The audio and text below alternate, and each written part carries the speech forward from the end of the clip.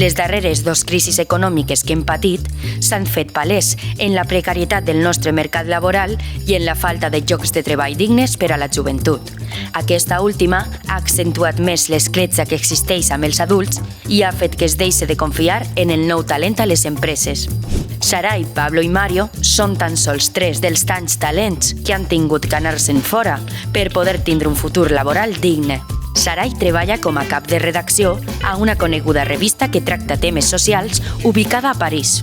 Pablo també treballa al món de la comunicació i ha estat de delegat de l'agència EFE a Buenos Aires durant 4 anys. Mario ha tingut que traslladar la seva residència a Catalunya per aconseguir treball com a sanitari i és l'exemple de molts altres que també ho han fet. Amb tot, aquest darrer any ha marcat més la necessitat de que el talent es quede a casa nostra i mantenir els vincles familiars i socials ben a prop.